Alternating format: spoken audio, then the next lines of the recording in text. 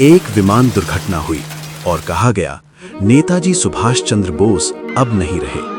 पूरा भारत शोक में डूब गया। लेकिन एक सवाल उठता रहा, ना शव मिला, ना अंतिम संस्कार हुआ। गवाहों के बयान बदले, तारीखें बदली और कहानी बार बार घुमाई गई।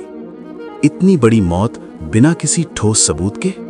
साल गुजरते गए, सरकारें बदली, लेकिन आज भी कई फाइलें बंद हैं। अगर नेताजी सच में मर चुके थे तो ये फाइलें अब तक छुपी क्यों हैं? उत्तर भारत में एक साधु की चर्चा हुई, जिसकी आवाज, जिसकी चाल, जिसकी सोच नेताजी से मिलती थी। लोगों ने कहा वो लौट आए हैं। तो क्या नेताजी ने देश के लिए अपनी मौत का नाटक किया, या फिर सच आज भी अंधेरे में कैद है? नेताजी की मौत एक खबर थी, लेकिन उनकी गुमशुदगी आज भी भारत का सबसे बड़ा रहस्य है।